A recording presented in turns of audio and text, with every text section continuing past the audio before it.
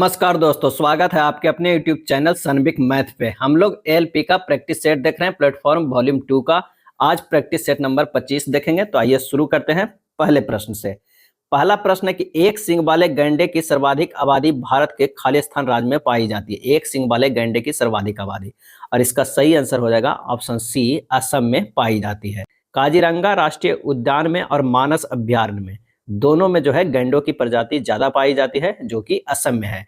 और पश्चिम बंगाल के जालदापारा अभ्यारण्य में भी गैंडों का मुख्य शरण स्थली है। अगला है, किन दो देशों में मृत सागर की सीमा लगती है? किन दो देशों में मृत सागर की सीमा लगती है? सही आंसर हो जाएगा ए, इजराइल और जॉर्डन में। इजराइल और जॉर्डन देशों से मृत सागर की सीमा लगती है। मृत सागर सभी महासागरों और समुद्रों में सबसे अधिक खारा है। मृत सागर की अगर लवणता की बात करें तो कितना है, 238% पाई जाती है। मृत सागर में अत्यधिक नमक की वजह से इसका घनत्व बहुत अधिक है, इसलिए इसमें कोई व्यक्ति डूब नहीं सकता, वह तैरते रहता है। मृत सागर समुद्र तल से 440 मीटर नीचे है और विश्व का सबसे निचला बिंदु कहा जाने वाला भी सागर है। अगला है, भारतीय संविधान के निम्नलिखित में से कौन सी विशेषता आयरलैंड के संविधान से ली गई है? और इसका सही आंसर हो जाएगा ऑप्शन सी, राज्य के नीति निर्देशक सिद्धांत। राज्य नीति के निर्देशक सिद्धांत डीपीएसपी, जिसे शॉर्ट में लोग कहते हैं डीपीएसपी। डीपीएसपी जो है उल्लेखनीय संविधान के भाग 4 के अनुच्छेद 36 से 51 तक किया गया है। और ये कहाँ से लिया गया है? तो ये आयरलैंड से लिया गया है। आयरलैंड से और क्या क्या चीज लिया गया है? तो ये लिया गया है राज्यसभा के लिए सदस्यों का नामांकन। क्या है? नामांकन। ये आयरलैंड से लिया गया है। और राष्ट्रपति चुनाव क्या है? राष्ट्रपति की निर्वाचन पद्धति जो है वो कहाँ से लिया गया है? आयरलैंड से लिया गया है। राष्ट्रपति पर महाभियोग जो है वो अमेरिका से लिया गया है। कहाँ से लिया गया है? अमेरिका से लिया गया है। जबकि निर्वाचन पद्धति जो है वो आयरलैंड से लिया गया है। अगला है, किसी वर्ग ABCD का क्षेत्रफल 16 सेंटीमीटर स्क्वायर है, तो इस वर्ग की भुजाओं के मध्य बिंदुओं से मिलाने से बने वर्ग का क्षेत्रफल ज्ञात कर ले। मान ले कि हमारे पास जो है ये वर्ग है, पर देखिए एक वर्ग सबसे पहले बना लेते हैं। ये जो है वो वर्ग है, और इससे मिलाने वाले मध्य बिंदु, अगर यहाँ से मिलाने वाले बिंदु यहाँ से मिलाएंगे, यहाँ करेंगे, ये मिलाएंगे तो ये यहाँ हो जाएगा, ये यहाँ हो जाएगा, और ये यहाँ हो जाएगा। अब ये जो वर्ग बनेगा वो उसकी कह रहा है मिलाने से बने वर्ग का क्षेत्रफल क्या होगा। तो आप एक ऐसे ही लाइन खींच दीजिए, यहाँ से एक लाइन खींचते हैं। तो यहाँ क्या है कि ये 20 से यहाँ कट रहा है, तो ये जो अगर एक पार्ट है तो ये भी बराबर हो गया। अगर ये 2 है तो ये 2 है, ये 3 है तो 3 है, ये 4 है तो 4 है। इससे पता चल जा रहा है कि जो 1 2 3 4 है और 1 2 3 4 ये बराबर है, तो दोनों बराबर है। यानी जो पहले बड़ा वाला वर्ग था, यानी ABCD था, जो अगर EFGH है, ये दोनों जो है बड़ा वाला के आधा होगा। यानी ABCD का जो वर्ग होगा उसका 2 से भागा दे देंगे तो किसका वर्ग हो जाएगा? वो हो जाएगा EFGH का। क्या है? GH का जो है वो होगा, क्या है, इसका जो वर्ग होगा वो ये पूरे वाले वर्ग का आधा होगा, क्योंकि ये तो आधा ही लिया और आधा जो हमारा ये खाली रह गया। क्या है? खाली हो गया। हमारे पास जो वर्ग आया वो कितना ही आया? ये इतना ही आया। अब बाकी जो हमारे पास ये खाली रह गया, वो कितना? ये हो गया। तो ये दोनों मिला के, दोनों बराबर है तो दोनों मिला के पूरा हुआ था ABCD बटा 2। आंसर हमारा जो हो जाएगा वो कितना हो जाएगा? ये हो जाएगा ऑप्शन बी। क्या है? ऑप्शन बी हो जाएगा। अगला प्रश्न है कि एक बहुफलक में 30 किनारे एवं 20 शीर्ष है, तो इसमें फलकों की संख्या होगी। फलकों की जो है वो संख्या क्या होगी? तो हमारे पास जो फार्मूला होता है वो क्या होता है? तो फार्मूला होता है फलकों की संख्या प्लस शीर्षों की संख्या। क्या होता है? प्लस शीर्षों की संख्या। क्या है? संख्या माइनस किनारों की संख्या इक्वल टू 2 होता है। ये हमारे पास जो है फार्मूला होता है। अब सबका मान रख देते हैं। ये अगर हमारे पास हो जाएगा मान, तो फलकों की संख्या कितना है? तो फलकों की संख्या हमें निकालना है। फलकों की संख्या जो है वो निकालना है। तो क्या हो जाएगा? किनारों की संख्या हो जाएगा, किनारों की संख्या माइनस शीर्षों की संख्या, अब प्लस क्या हो जाएगा? 2 हो जाएगा। तो किनारों की संख्या जो दिया हुआ है बहुफलक में 30 किनारे एवं 20 शीर्ष है, तो 30 -20 प्लस 2 हो जाएगा, 10 2 12। आंसर जो हमारे पास हो जाएगा वो 12 आ जाएगा, सी हो जाएगा। चलिए छठा नंबर प्रश्न कह रहा है कि ए बी सी डी जो है वो क्या है, एक समलंब है जिसमें ए बी पैरेलल है किसका, डी सी का है। क्या है, ए बी पैरेलल है डी सी का है, तो समलंब है। समलंब का सबसे पहले हमें क्या बना लेना है, एक फिगर बना लेना है। एक ये यहाँ से कर दीजिए और ये यहाँ से, तो ये हो गया, क्या हो गया, डी सी, और ये हो गया ए बी। अगर इन दोनों को मिलाएंगे तो ये किस बिंदु पर काटेगा, ये पी बिंदु पर। कहाँ, पी बिंदु पर काट रहा है। अब कह रहा है उसके विकर्ण पी पर मिलते हैं। यदि ए पी बराबर 3x माइनस 1 सेंटीमीटर है, पी सी बराबर 5x माइनस 3 सेंटीमीटर है, बी पी बराबर 2x प्लस 1 सेंटीमीटर है, पी डी बराबर 6x माइनस 5 सेंटीमीटर है, तो डी बी की लंबाई ज्ञात करना है। क्या है, डी और बी की जो लंबाई ज्ञात करना है। तो यहाँ पर A P, P C, B P और पी डी दिया हुआ है, तो समलंब है, तो ये हो जाएगा ए पी बटा पी सी बराबर हो जाएगा बी पी बटा पी डी हो जाएगा, यानी 3x माइनस 1 बटा 5x माइनस 3 बराबर हो जाएगा 2x plus 1 by 6x minus 5 हो जाएगा। बस इसे कैलकुलेट कीजिए, 3x minus 1 into 6x minus 5 बराबर ये होगा 2x plus 1 into 5x minus 3। जब इसे और सिंपल वे में लाइएगा तो ये हमारे पास जो हो जाएगा कैलकुलेट करके 8x square minus 20x plus 8 equal to 0, यानी क्वाड्रेटिक इक्वेशन के फॉर्म में आ जाएगा। जब इसे तोड़िएगा तो ये टूटेगा 8x minus 4 into x minus 2 equal to 0, तो x का मान आ जाएगा हाफ, या क्या कितना आ जाएगा, 2 आ जाएगा। क्या है, 2 आ जाएगा। प्रश्न में यहाँ क्या पूछ रहा है, डीबी की लंबाई, तो डीबी की लंबाई बराबर होगा 2x plus 1 plus 6x minus 5, मान रख दीजिए यहाँ पर, तो ये हो जाएगा कितना, 6x प्लस 2x 8x और माइनस 4 बराबर क्या हो जाएगा, तो ये हमारा 8 गुना 2 और माइनस 4, 8 दूनी 16 माइनस 4 कितना होगा, 12 सेंटीमीटर। आंसर हमारा हो जाएगा सी। क्या है, सी हो जाएगा। चलिए अब 7वें नंबर प्रश्न पे चलते हैं। 7वां नंबर जो प्रश्न है वो है 13 संख्याओं का जो है वो औसत 80 है। पहली 5 संख्याओं का औसत 74.5 है और अगली 5 संख्याओं का औसत 82.5 है। 11वीं संख्या 12वीं संख्या से 6 अधिक है और 12वीं संख्या 13वीं संख्या से 6 कम है। 11वीं और 13वीं संख्याओं का जो है वो औसत क्या हो जाएगा। तो सबसे पहले क्या निकालना है, 13 संख्याओं का कुल योग। क्या है, कुल योग। ये हो जाएगा 13 गुना 80 बराबर 1040 हो जाएगा। पहली 5 संख्याओं का, पहली 5 संख्याओं का योग जो हो जाएगा वो कितना हो जाएगा, 5 गुना 74.5 बराबर हो जाएगा 372.5 हो जाएगा, 372.5। शेष क्या है, शेष 3 संख्याओं का योग जो हो जाएगा वो क्या हो जाएगा, 1040 माइनस 372.5 प्लस 412.5 हो जाएगा। क्या है, 412.5 हो जाएगा। अब 412 कहाँ से आया, 372 तो आया पहली 5 संख्याओं का, और अगली 5 संख्याओं का अगर निकालते कुल योग तो यह आता, अगली 5 संख्याओं का योग कितना होगा, तो अगली 5 संख्याओं का 5 गुना 82.5 दिया हुआ है, तो यही हो गया 412.5 हो जाएगा। तो यही क्या है कि शेष 3 संख्याओं का योग 1040 माइनस 372.5 प्लस 412.5 है, यानी हमारा जो आंसर आ जाएगा कितना इसमें, 1040 माइनस 785 कितना हो गया, 255 आ गया। यानी शेष 3 संख्याओं का तो ये योग आ गया।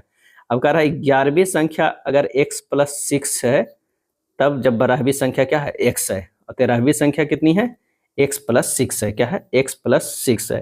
तो यहाँ पर क्या हो जाएगा, x plus 6 plus x plus 6 बराबर कितना हो जाएगा, 255, यानी 3x बराबर हो जाएगा 255 माइनस 12 बराबर 243। क्या है, 243। x बराबर कितना हो जाएगा, 81 हो जाएगा। क्या है, ये 81 आ गया।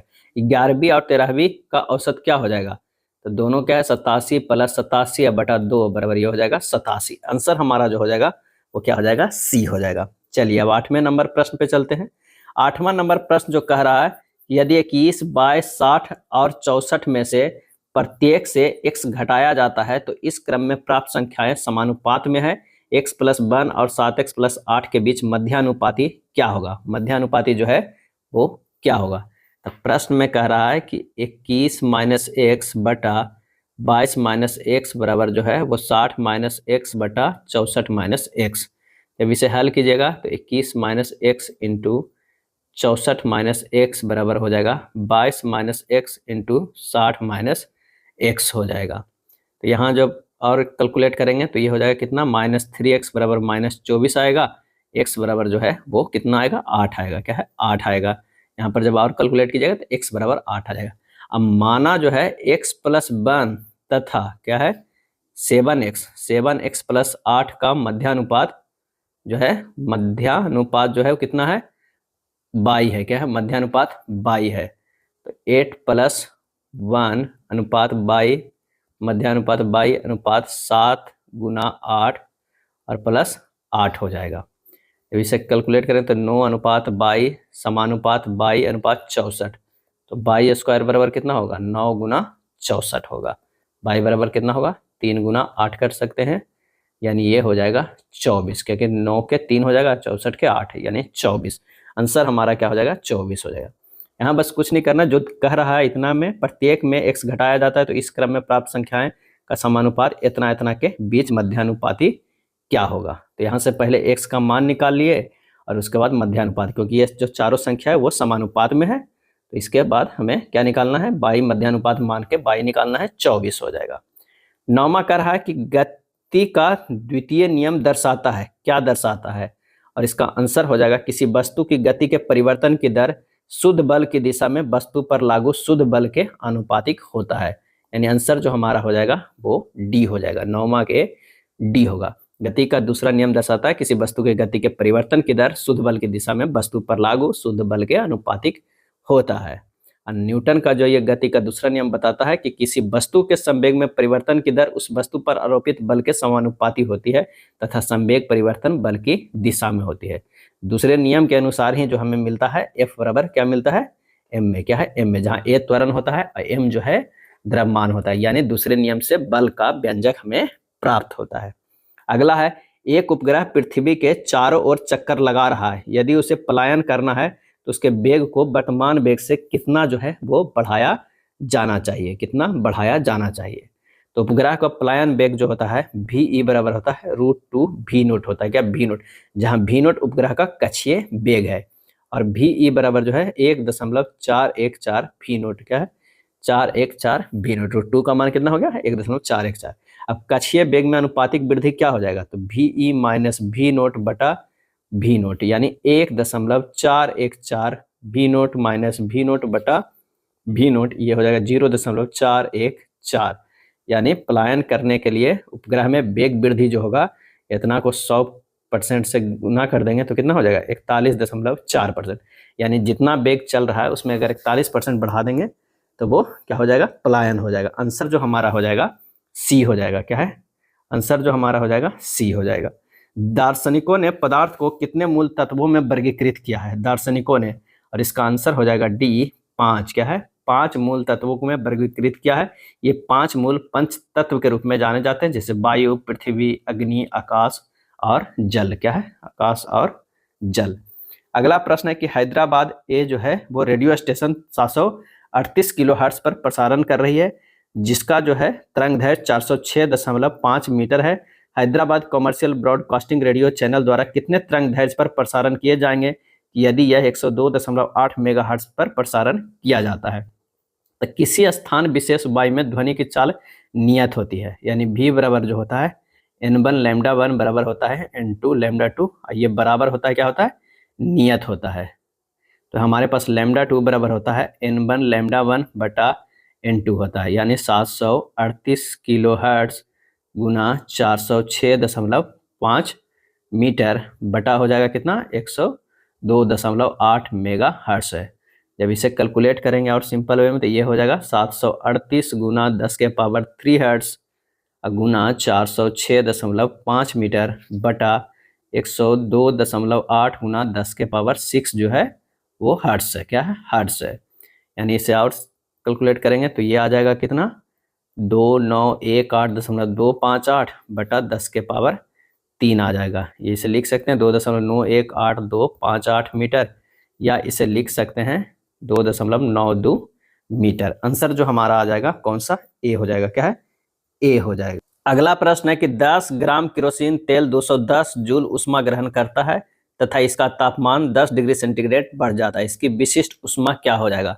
एक फॉर्मूला जानते हैं, Q बराबर mc डेल टी। यहाँ Q दिया हुआ है 210 जूल, M दिया हुआ है कितना 10 ग्राम दिया हुआ है, और डेल टी जो दिया हुआ है 10 डिग्री सेंटीग्रेड दिया हुआ है। C जो है हमें क्या निकालना है, विशिष्ट ऊष्मा निकालना है। तो C बराबर हो जाएगा 210 बट्टा 10 गुना 10 यानी 2.1 जूल पर ग्राम पर C हो जाएगा, यानी कूलम। आंसर हो जाएगा हमारा कौन सा, पर ग्राम पर C हो जाएगा। तो आंसर हो जाएगा कौन सा, 13 के जो हो जाएगा B हो जाएगा, क्या है B हो जाएगा। चलिए अगले प्रश्न पे चलते हैं।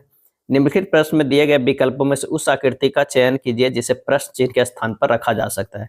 यहाँ से देखिए ये जो है एक बार ये 90 डिग्री घूम जाता है, अगला बार यहाँ चल जाता है, या देख सकते हैं, तो अगला बार यहाँ आएगा। तो एक तो हमारा जो ही होगा ये गोल वाला, यहाँ पर ये तीर का निशान होगा। अब इसका देखते हैं कि ये इसमें नहीं था लेकिन एक बढ़ जा रहा है, यहाँ पर 2 बढ़ रहा है और अगला बार में 3 बढ़ जाएगा। तो ये हमारा हो जाएगा इस तरह, क्या हो जाएगा, ये इस तरह हो जाएगा और ये इस तरह हो जाएगा, यहाँ भी इस तरह। तो ये होगा आंसर हमारा कौन सा हो जाएगा, तो ये डी हो जाएगा। सी भी हो सकता है लेकिन सी में देखिए यहाँ पर ये दिया हुआ है, ए में ये दिया हुआ है, यहाँ तो अपोजिट ही है, तो आंसर हमारा जो होगा वो डी होगा। अगला है, नीचे एक श्रृंखला दी गई है जिसमें एक पद लुप्त है, दिए गए विकल्पों में से उस विकल्प का चयन कीजिए जो श्रृंखला को पूरा करेगा।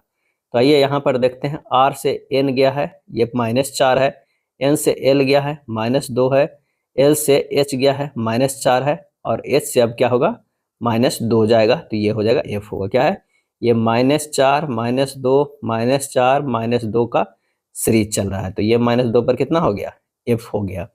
अब आइए क्यू से ओ देखते हैं, क्यू से ओ -2 है, ओ से के क्या है, वो -4 है, के से आई -2 है, अगला बार जो होगा वो -4 होगा, तो आई से -4 जो होगा वो ई हो जाएगा, क्या है ई हो जाएगा।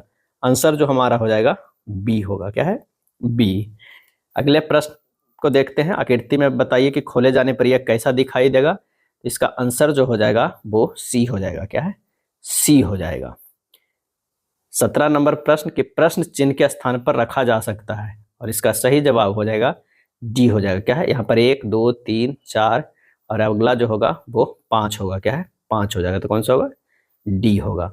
न्यूयॉर्क यूनाइटेड स्टेट, तो सिडनी जो है वो क्या होगा, तो आंसर जो हमारा हो जाएगा ऑस्ट्रेलिया। यूनाइटेड स्टेट की राजधानी न्यूयॉर्क है, तो ऑस्ट्रेलिया की राजधानी जो होगा वो क्या होगा सिडनी होगा, सिडनी होगा।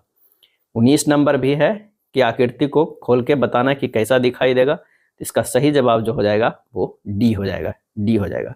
सुरेंद्र नाथ बनर्जी और आनंद मोहन बोस ने वर्ष खालिस्तान में इंडियन एसोसिएशन की स्थापना की थी, और इसका सही आंसर हो जाएगा सी 1876 ईस्वी में। कब 1876 में इंडियन एसोसिएशन की स्थापना की थी, 26 जुलाई को, क्या है 26 जुलाई को। इंडियन एसोसिएशन भारत संघ के संस्थापक तथा आनंद मोहन बोस इसके सचिव थे क्या थे, सचिव थे। सुरेंद्र नाथ बनर्जी को राष्ट्रगुरु के नाम से भी जाना जाता है। इन्होंने जन चेतना के प्रसार के लिए बंगाली पत्रिका का भी संपादन किया था। किसने स्वतंत्रता पूर्व भारत में गरीबी रेखा की अवधारणा प्रस्तुत की। आंसर हो जाएगा ए दादा भाई नौरोजी। दादा भाई नौरोजी ने अपनी पुस्तक poverty and un British rule in India 1901 में प्रकाशित किया, और दादा भाई नौरोजी ने सबसे पहले 1867-68 में भारत में प्रति व्यक्ति आय की आकलन जो है वो 20 रुपये वार्षिक किया था। भारत में पहली संपूर्ण जनगणना कब की गई थी, और इसका सही जवाब हो जाएगा ऑप्शन डी 1881 में किया गया था, जबकि शुरुआत जो हुआ है जनगणना की शुरुआत कब हुआ है, तो ये 1872 ईस्वी में हुआ था, और किसके कार्यकाल में हुआ था, तो लॉर्ड मेयो के कार्यकाल में हुआ था। और ये 1881 में जो हुआ है वो किसके कार्यकाल में नियमित हुआ है, तो वो हुआ है लॉर्ड रिपन के कार्यकाल में, क्या है लॉर्ड रिपन के कार्यकाल में। और इस समय जो है जनगणना आयोग थे वो थे डब्ल्यू प्लोडेन, क्या है डब्ल्यू जो थे प्लोडेन थे, जो है जनगणना आयुक्त थे। अगला है, यदि 4x² माइनस 6x प्लस 1 बराबर 0 है तो 8x³ प्लस 8x³ के पावर -1 का जो है वो मान क्या हो जाएगा। तो यहाँ सबसे पहले जो लिखना है 4x² minus 6x plus 1 equal to 0, इसे लिख सकते हैं 4x² प्लस 1 बटा 6x। अब इसे लिख सकते हैं 2 गुना 2x² प्लस हाफ लिख सकते हैं, तो ये बिल्कुल लिख सकते हैं, बराबर क्या हो जाएगा 6x। अब दोनों तरफ x से भाग दे दीजिए, अगर दोनों तरफ x से भाग दे दीजिएगा तो ये हो जाएगा कितना 2x प्लस 1/2x हो जाएगा। और ये जो है 6x था, 6x था बटा 2 था, अब फिर x इधर अब भागा दिए तो ये 3 हो गया, ये x कट गया तो कितना बचा हमारे पास 3 ही बचा। क्यों? क्योंकि ये 2 जो हमारे पास था ये भी तो इधर आ गया भागा में, तो यही हमारे पास जो बच के आ गया वो 3 आ गया। यानी दोनों तरफ आप घन कर दीजिए तो ये हो जाएगा 8x³ plus 1/8x³ plus 3 into 2x plus 1/2x बराबर कितना हो जाएगा 3 तिया 9 9 तिया 27 हो जाएगा। क्या है 27 हो जाएगा। दोनों तरफ घन कर दिया तो 27 हो गया। अब यहाँ लिख सकते हैं 8x³ प्लस 8x³ के -1 बराबर जो हो जाएगा ये 27 तो पहले है और 2x प्लस 1/x का मान कितना था, ये 3 आया था, तो ये हो जाएगा 3 गुना 3 3 तिया 9, ये माइनस में जो हो जाएगा ये 9 हो जाएगा, तो यानी हमारे पास ये आ जाएगा 18। तो आंसर कौन सा हो जाएगा, डी हो जाएगा। अगला है एक कार्य करने के लिए ए बी और सी की दक्षताओं का अनुपात जो है 7:3:5 है। एक साथ काम करते हुए वे 21 दिनों में उस काम को पूरा कर सकते हैं। 15 दिनों के लिए ए और सी ने एक साथ काम किया, शेष कार्य बी द्वारा अकेले कितने दिनों में पूरा किया गया। अब यहाँ पर जो है ए बी और सी का दक्षता दिया हुआ है, कितना दिया हुआ है 7 3 5। तो पहले निकाल लेना होगा कुल काम, क्या है कुल काम। तो कुल काम कितना हुआ 7 + 3 + 5 मिल के किया था, कितना दिन किया 21 दिन किया। आ गया काम कितना 315 काम आ गया। अब ए प्लस सी जो है मिल के काम किया कितना दिनों तक 15 दिनों तक किया, 15 दिनों तक। तो ए और सी का जो हो जाएगा 7 + 5 गुना 15 ये कितना हो जाएगा 180 हो जाएगा। अब बचा कार्य कितना, तो 315 - 180 घटा देंगे, बच गया कितना बच गया, तो ये बच गया 135। अब 135 जो कर रहा है वो शेष कार्य केवल 3 बी करेगा, बी की क्षमता कितना है 3 है, तो 135 अब बटा 3 कर देंगे तो हमारे पास कितना हो जाएगा 45 दिन। क्या है 45 दिन। तो हमारा आंसर हो जाएगा कौन सा, डी हो जाएगा, डी हो जाएगा। चलिए अगले प्रश्न पे चलते हैं। अगला प्रश्न कह रहा है कि sec square 28 degree minus cot square 62 degree plus sine square 60 degree plus cosec square 30 degree का जो है वो मान क्या हो जाएगा। तो यहाँ पर लिख सकते हैं 1 + tan square 28 degree minus cot square जो है वो 62 डिग्री प्लस हो जाएगा √3/2 के स्क्वायर प्लस 2 के स्क्वायर हो जाएगा। यानी सेक स्क्वायर थीटा को लिख सकते हैं 1 + tan स्क्वायर थीटा, बिल्कुल लिख सकते हैं।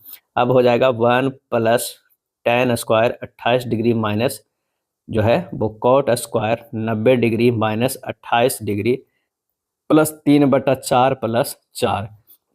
ये हो जाएगा 1 + tan square 28 degree minus tan square 28 degree plus 3/4 plus 4 बराबर 23/4 हो जाएगा। क्या हो जाएगा 23/4 हो जाएगा, क्योंकि 1 + tan स्क्वायर थीटा बराबर क्या होता है सेक से। तो ये 23/4 जो हमारा आंसर हो जाएगा कौन सा, बी हो जाएगा। कितना हो जाएगा 25 का जो है वो बी हो जाएगा, 25 का बी।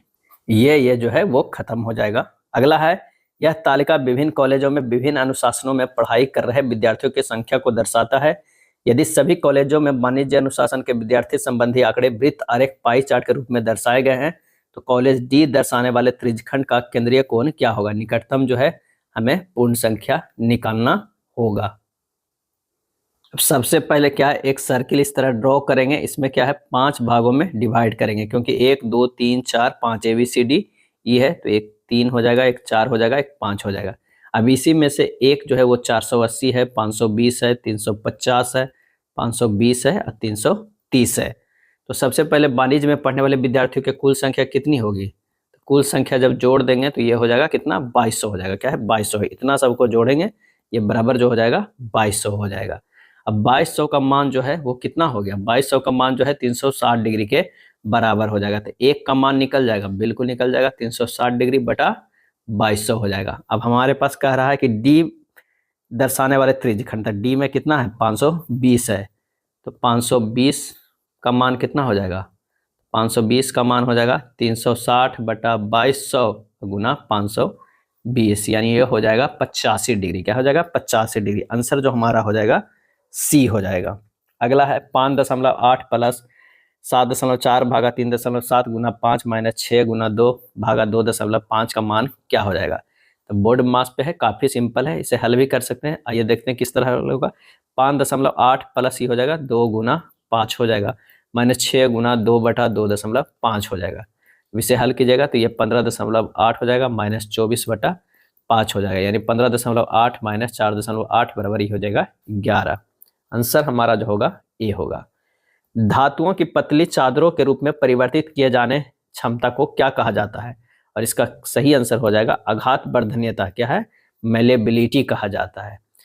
तननशीलता किसी पदार्थ का वह गुण है जिसके कारण पदार्थों के तार धागे के रूप में जो है वो लंबी खींची जा सकती है। क्या है? लंबी खींची जा सकती है।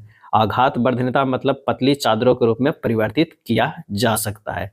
और चालकता का मतलब है कि उस जो है धातु से जो विद्युत धारा है वो प्रवाहित हो सकता है, उसे चालकता कहते हैं। ध्वनि तरंग की आवृत्ति जितना अधिक होगा वह उतना सुरीला दिखाई देगा। ध्वनि का सुरीला होना उसके आवृत्ति पर जो है वो निर्भर करता है। तारत्व ध्वनि का वह गुण है जिसके कारण ध्वनि सुरीला सुनाई देता है। अगला है अवतल दर्पण के ध्रुव एवं फोकस के बीच वस्तु के होने पर प्रतिबिंब की प्रकृति होती है, और इसका सही आंसर हो जाएगा बी होता है। क्या होता है? आभासी होता है। अगर ये अवतल दर्पण है तो जो प्रतिबिंब बनेगा वो इधर बनेगा, तो ये जो इधर बनता है वो प्रतिबिंब क्या होता है? वो आभासी होता है। क्या है? आभासी होता है। आंसर हो जाएगा बी। धातु अम्ल अभिक्रिया में निम्नलिखित में से कौन सी गैस उत्पन्न करती है, और इसका सही आंसर हो जाएगा ऑप्शन सी, हाइड्रोजन गैस उत्पन्न करती है। अब देख सकते हैं Mg+2HCl ये हो जाएगा MgCl2 प्लस क्या हो जाएगा? H2 हो जाएगा। उसी तरह Fe+H2SO4 अगर करते हैं तो ये हो जाएगा FeSO4 प्लस H2O, यानी जो निकलती है वो कौन सी गैस निकलती है? हाइड्रोजन गैस निकलती है। खाली स्थान पदार्थ की वह अवस्था है जिसमें अनेक इलेक्ट्रॉन परमाणुओं के नाभिक के बीच स्वतंत्र रूप से गति करते हैं, और इसका आंसर होगा ए, प्लाज्मा। प्लाज्मा पदार्थ का वह अवस्था है जिसमें अनेक इलेक्ट्रॉन परमाणुओं के नाभिक के बीच स्वतंत्र रूप से गति करता है। ठोस, तरल और गैस के बाद प्लाज्मा का पदार्थ का चौथी अवस्था है, और प्लाज्मा में पदार्थ जो है आयनित होते हैं। अगला प्रश्न है कि डीएनए एक आनुवंशिक पदार्थ है, इसका अंतिम प्रमाण किसके प्रयोग से आया है, और इसका सही आंसर हो जाएगा ऑप्शन ए, हर्शे और चेस के द्वारा। क्या? हर्शे और चेस ने अंतिम रूप से प्रमाणित किया है कि डीएनए एक आनुवंशिक पदार्थ है। इस प्रयोग में इन्होंने बैक्टीरियोफेज का इस्तेमाल किया था। अगला है कथन एवं निष्कर्ष का प्रश्न है। कुछ मोबाइल घड़ी है, अगर मान लिया कि ये मोबाइल है तो कुछ मोबाइल जो है ये घड़ी है। क्या है? घड़ी है। उसके बाद कह रहा है कोई घड़ी लैपटॉप नहीं है, कोई घड़ी जो है ये लैपटॉप नहीं है, ये लैपटॉप हो जाएगा।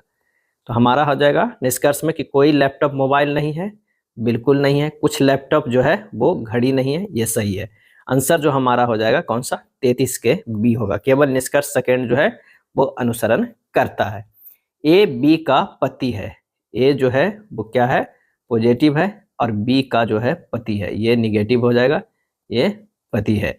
उसके बाद कह रहा है कि बी सी की बहन है, बी जो है वो सी की बहन है, ये हो जाएगा बहन है। उसके बाद कह रहा है सी डी की माँ है, सी जो है वो डी की माँ है, ये हो जाएगा माँ है। क्या है? माँ है, डी की माँ है। डी ई का भाई है, डी जो है वो ई का भाई है। क्या है? ई का भाई है। और ई जो है एफ की पत्नी है, एफ जो हो जाएगा वो क्या हो जाएगा? एफ की पत्नी है। क्या है? पत्नी है। कौन? ई है। एफ जो है जी का पिता है, एफ जो है ये पॉजिटिव हो जाएगा, ये निगेटिव हो जाएगा। एफ जो है वो जी का पिता है। क्या है? पिता है। अब हमें बताना है डी का एफ से क्या संबंध है, डी का एफ से क्या संबंध है। तो यहाँ जो हो जाएगा ये भाई है, किसका? लड़की का ये भाई है, और लड़की का पति एफ है, तो ये हो जाएगा साला। क्या है? साला या पत्नी का भाई। आंसर हमारा 34 के हो जाएगा, डी हो जाएगा। दी गई आकृति में उस सही दर्पण प्रतिबिंब को चुनिए जो नीचे दर्शाए गए अनुसार दर्पण को एमएन पर रखने पर बनेगा। तो आंसर हमारा हो जाएगा वो होगा डी है। दी गई आकृति में आयतों की संख्या ज्ञात करना है, आयतों की जो है वो संख्या ज्ञात करना है। तो यहाँ आयत जो हो जाएगा कितनी हो जाएगा? तो एक में तो इसमें 3 है, इसमें 3 है, इसमें 3 है, इसमें 3 है, तो 3 गुना 4 बराबर कितना हो जाएगा? 12। आंसर जो हमारा हो जाएगा वो ए हो जाएगा। क्या है? ए हो जाएगा। चलिए अब 37 नंबर प्रश्न देखते हैं। एक निश्चित कूट भाषा में दिया हुआ है और उसी के अनुसार हमें निकालना है कि और को कैसे लिखा जाएगा। तो काफ़ी इजी है, आप इसे निकाल लीजिएगा। आंसर जो हमारा हो जाएगा वो डी हो जाएगा। खेल चेस उपकरण क्या है? खेल चेस उपकरण। आंसर हो जाएगा क्या हो जाएगा? कंप्यूटर। क्या है? कंप्यूटर है। जिस प्रकार खेल के अंतर्गत चेस आता है उसी प्रकार उपकरण के अंतर्गत कंप्यूटर आता है। जुलाई 2024 में किसको गांधी मंडेला पुरस्कार 2020 से सम्मानित किया गया है? आंसर हो जाएगा ए। किसे सम्मानित किया गया है? तो रिंगोबर्टा मेचुटुम के क्या है? रिंगोबर्टा मेचुटुम को जो है वो सम्मानित किया गया है। मोंगला बंदरगाह किस देश में है? मोंगला बंदरगाह किस देश में है? और इसका सही आंसर हो जाएगा डी, बांग्लादेश में है। क्या है? बांग्लादेश में। भारत बांग्लादेश के मोंगला बंदरगाह का संचालन करने और एक नया टर्मिनल बनाने की योजना बना रहा है। पहले इस बंदरगाह का नाम जो है वो चालना बंदरगाह था। अब वर्ष 1987 में इसका नाम बदलकर मोंगला बंदरगाह कर दिया गया है। ईरान में काफी प्रसिद्ध बंदरगाह जो है चर्चा में था वो है चाबहार बंदरगाह। म्यांमार में सितवे बंदरगाह। त्रिकोमाली में जो है हम्बनटोटा और कोलंबो बंदरगाह श्रीलंका में स्थित है। अगला है 2 वर्षों के लिए 8% प्रति वर्ष की दर से एक्स पर चक्रवृद्धि ब्याज और साधारण ब्याज के बीच का अंतर जो है वो 48 है। एक्स का मूल्य क्या होगा? तो जो अंतर का फार्मूला होता है वो P इंटू आर बट्टा 100 के स्क्वायर, यानी 48 बराबर x इंटू 8 बट्टा 100 के स्क्वायर। x बराबर हो जाएगा 48 गुना 100 गुना 100 बटा कितना हो जाएगा? 8 गुना 8 बराबर ये हो जाएगा 7500। क्या है? 7500। आंसर हमारा हो जाएगा ए। क्या हो जाएगा? ए हो जाएगा। एक 10.5 सेंटीमीटर जो है ऊंचे शंकु के फ्रस्टम के 2 वृत्ताकार फलकों की त्रिज्या 5 सेंटीमीटर और 3 सेंटीमीटर है। तो सेंटीमीटर क्यूब में इसका आयतन क्या होगा हमें बताना है। तो आयतन बराबर जो होता है, आयतन बराबर क्या होता है? 1/3 पाई h r1 के स्क्वायर प्लस r2 के स्क्वायर प्लस r1 r2 होता है। यानी 1/3 होगा इंटू 22/7 गुना 10.5 इंटू 25 प्लस 9 प्लस 15 हो जाएगा। यानी ये हो जाएगा 1/3 गुना 22/7 और गुना कितना हो जाएगा? 10.5 गुना कितना हो जाएगा? ये 49 हो जाएगा। 49 बराबर 539। काट पीट कीजिएगा, 539 आ जाएगा। आंसर हमारा हो जाएगा डी हो जाएगा। चलिए 43 नंबर प्रश्न पे आते हैं कि अनिल एक मेज को 20% की हानि पर बेचता है। कितने पर? 20% की हानि पर बेचता है। यदि वह इसे 160 अधिक में बेचता तो वह 20% का लाभ अर्जित करता। 25% का लाभ अर्जित करने के लिए मेज का विक्रय मूल्य कितना होना चाहिए?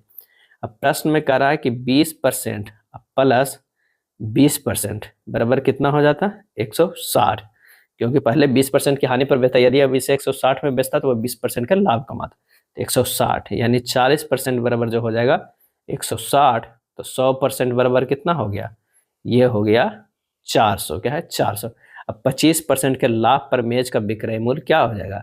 तो 400 गुना 125 बट्टा 100 बराबर 500। क्या है? 500। आंसर हमारा हो जाएगा बी हो जाएगा। 43 के बी हो जाएगा। 44 में है कि एक मिश्रण में पानी और दूध का अनुपात 8:2:1 है।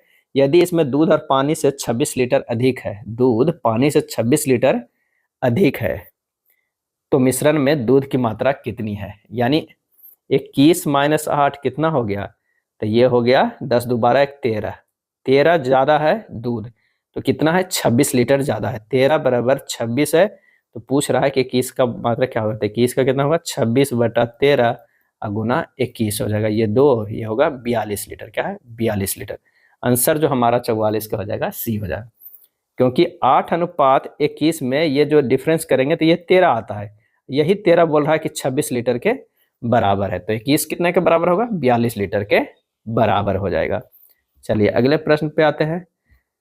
यदि E का 30% F के 60% के बराबर है तो E अनुपात F का मान जो है हमारा क्या हो जाएगा? क्या हो जाएगा? तो E का 30% जो हो जाएगा F का 60% के बराबर। तो यानी E बटा F बराबर हो जाएगा 60/3 बराबर 2/1 बराबर 2:1। आंसर हो जाएगा बी हो जाएगा। कार्बन यौगिकों की खाली स्थान प्रकृति की वजह से उनके गलनांक और क्वथनांक निम्न होते हैं। आंसर हो जाएगा ए सहसंयोजी। क्या है? सहसंयोजी। कार्बन यौगिकों के सहसंयोजी प्रकृति की वजह से उनके गलनांक और क्वथनांक जो है वो निम्न होते हैं। कार्बनिक यौगिक की जो विशेषता होती है कि मुक्त आयनों की अनुपस्थिति के कारण ये विद्युत का संचालन नहीं करते हैं। प्रकृति में सहसंयोजक होने के कारण इनका क्वथनांक और गलनांक कम होता है और ये कार्बनिक विलायकों में जो है वो घुलनशील होते हैं। अगला है माइक्रो तरंग में तरंगदैर्घ्य की कोटि होती है और इसका सही आंसर हो जाएगा वो हो जाएगा बी, मिलीमीटर होती है। क्या है? मिलीमीटर होती है। इसका तरंगदैर्घ्य जो होता है 1 मिलीमीटर से होता है कितना?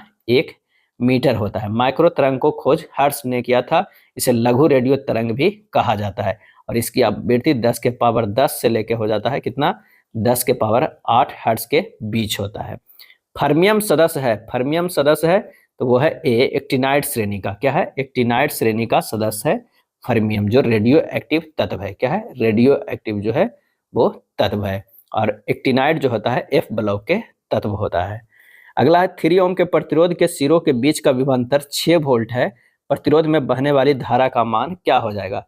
तब V बराबर जो फार्मूला हम लोग जानते हैं IR। क्या है? IR जानते हैं, यानी I बराबर हो जाएगा V बटा R हो जाएगा। V दिया हुआ है 6 वोल्ट, R दिया हुआ है 3, आंसर हो जाएगा 2 एम्पियर का। क्या है?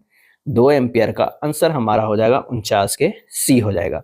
अगर 50 नंबर की बात करें तो निम्नलिखित में कौन सा एक लक्षण पादप के तने के रूपांतरण का एक संकेत है?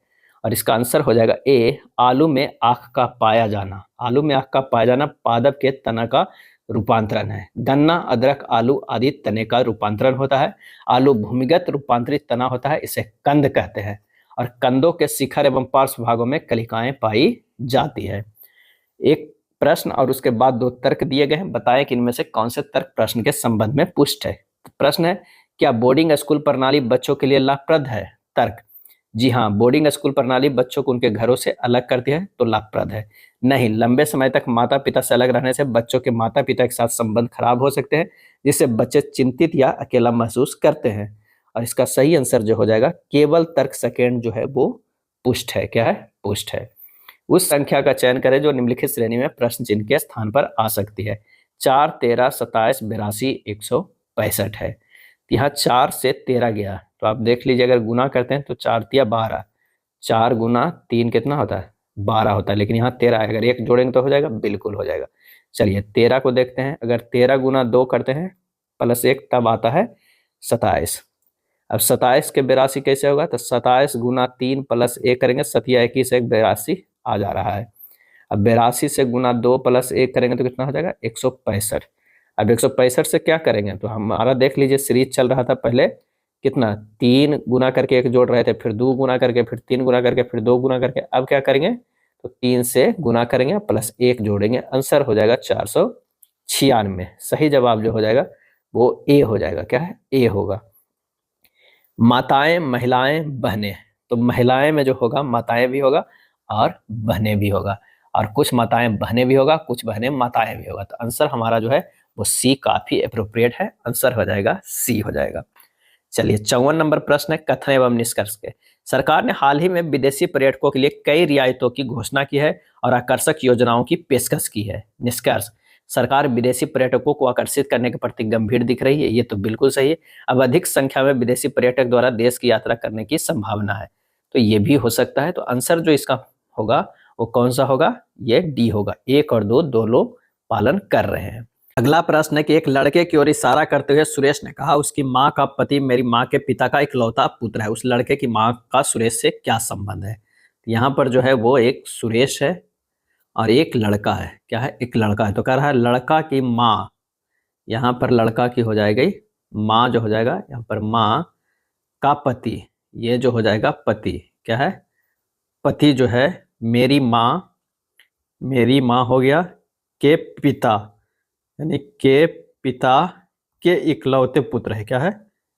इकलौते पुत्र है, इकलौते पुत्र है, यानी ये जो हो गया वो भाई हो गया, भाई हो गया। अब कह रहा है कि उस लड़के की माँ का सुरेश से क्या संबंध है? उस लड़के की माँ का सुरेश से क्या संबंध है, यानी हमें जो निकालना है वो ये निकालना है। तो मम्मी के भाई के पत्नी क्या हो जाएगा? वो ये मम्मी के भाई मामा हो गया, मामा की पत्नी मामी हो गई। मामी यहाँ है, मौसी मामी है, आंसर हो जाएगा हमारा ए, 55 का ए हो जाएगा। चलिए 56 नंबर प्रश्न देखते हैं।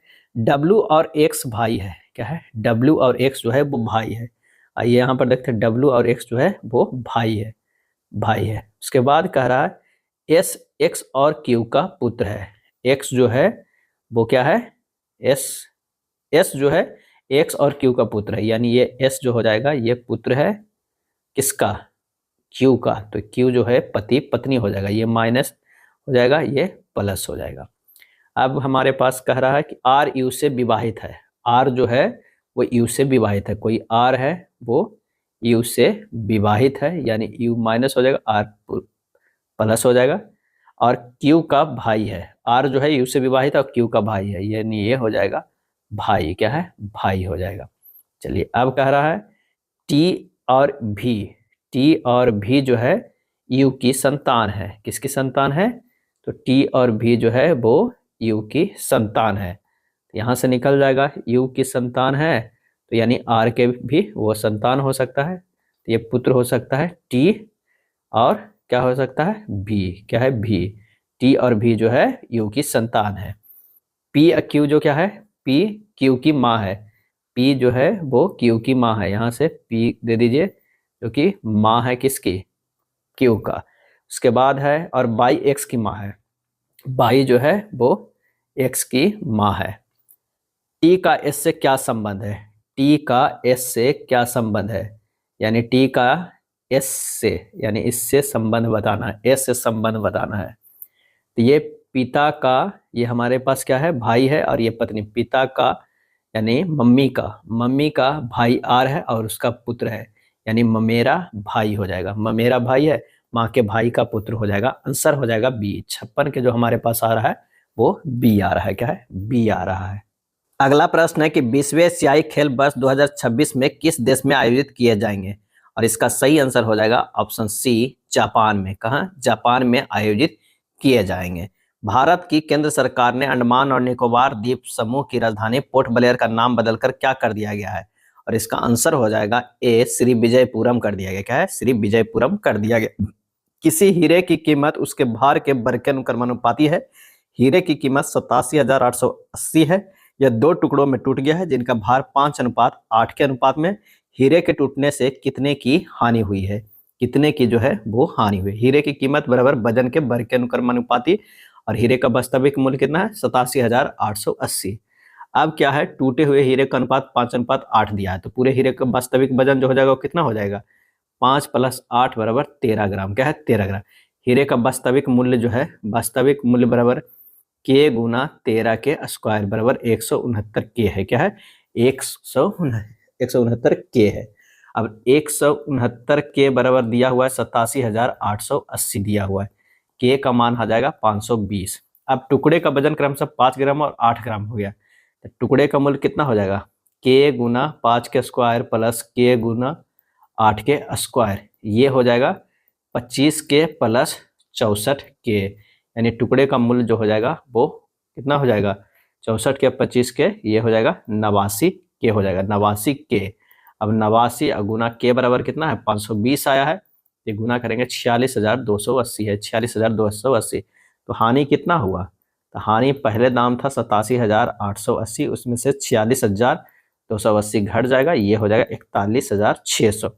आंसर हमारा जो है 41,600, क्योंकि कह रहा है उसके भार के वर्ग के अनुक्रमानुपाती है, वर्ग के भार के वर्ग के अनुक्रमानुपाती है, यानी जो मूल्य था वो के जो है स्क्वायर हो जाएगा। मूल्य जो है वो कितना था, के एक मान लेते हैं कांस्टेंट 13 के स्क्वायर, क्योंकि ये दोनों को जोड़ के ही पहले वास्तविक वजन था, बाद में जो है वो क्या होता है, टूट जाता है। अगला है, अभिषेक अपने लैपटॉप का मूल्य क्रय मूल्य से 80% अधिक अंकित करता है। वो अपने ग्राहक को अंकित मूल्य पर 25% की छूट देता है।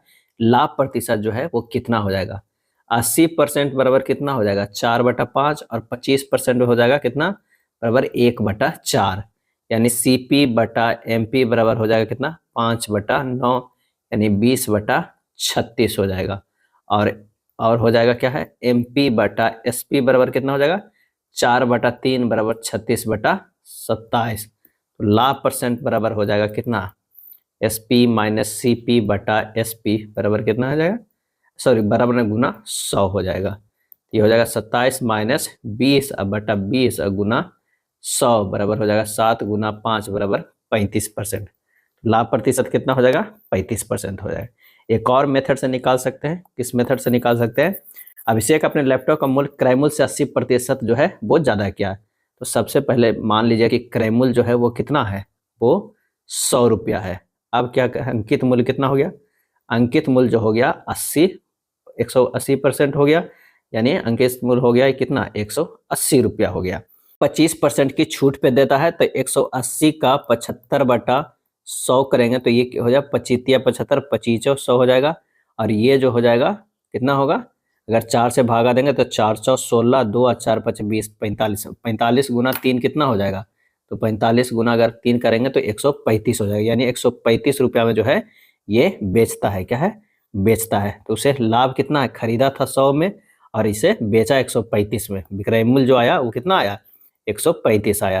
तो हमारे पास जो लाभ हो जाएगा कितना होगा? लाभ बराबर हो गया 135 माइनस 100 बराबर 35 है। यह है 35% आ जाएगा। आंसर जो हमारा सी हो जाएगा। तो आप दोनों मेथड में किसी मेथड से बनाइए। इससे ज़्यादा आसान जो है वो 100 वाला मान के बनाने वाला होता है।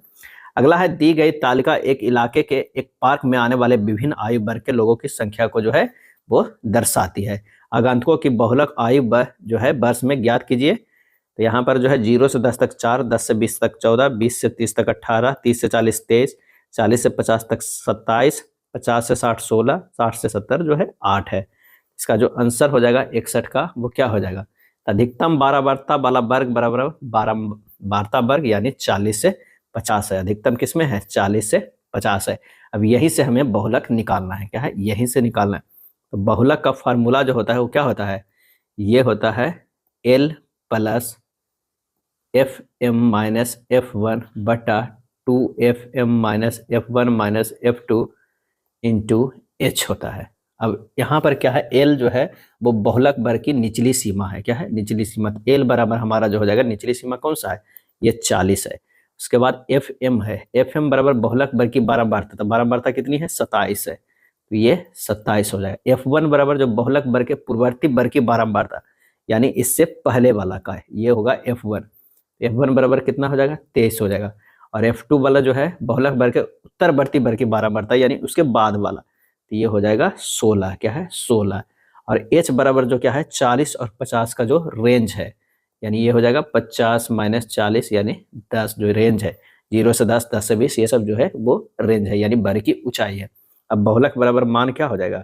हमें मान निकाल लेना है रख के। तो ये हो जाएगा 40 प्लस 27 माइनस 23 बटा 2 गुना 27 माइनस 23 माइनस 16 और गुना 10 हो जाएगा। यानी आंसर जो हमारा हो जाएगा 128 बटा 3, लगभग जो है 42.7 के करीब आएगा। 42.7 आंसर जो हमारा हो जाएगा बी हो जाएगा। अगला है x plus 2 into 2x plus 5 into x minus 4 plus x square plus 5x minus 12 को जो है वो सरल करना है। तो इसे लिख सकते हैं 2x square plus 9x plus 10 into x minus 4 plus x square plus 5x minus 12। इसे लिख सकते हैं 2x cube plus 9x square plus 10x minus 8x square minus 36x minus 40 plus x square plus 5x और minus 12। इसे एक कर देते हैं तो 2x cube plus 2x square minus 21x minus 52। Answer हमारा 62 के कौन सा हो जाएगा? ए हो जाएगा। क्या है? ए हो जाएगा। 63 नंबर प्रश्न है कि एक व्यक्ति ने अपनी यात्रा के पहले 200 किलोमीटर की दूरी 50 किलोमीटर पर घंटे की चाल से और अगले 300 किलोमीटर की दूरी 1 किलोमीटर पर घंटे की चाल से और अंतिम 280 किलोमीटर की दूरी 80 किलोमीटर पर घंटे की चाल से तय करती है। यदि पूरी यात्रा में उसकी औसत चाल 52 किलोमीटर पर घंटे है तो एक्स का हमें मान ज्ञात करना है। तो औसत चाल बराबर होता है फार्मूला, औसत चाल बराबर क्या होता है? तो ये होता है कुल दूरी बटा क्या होता है? कुल समय। क्या होता है? कुल समय होता है। यानी 200 प्लस 300 प्लस 280, ये क्या है? पूरा दूरी है। अब समय निकालते हैं। 200 बटा 50 प्लस 300 बटा x प्लस 280 बटा 80।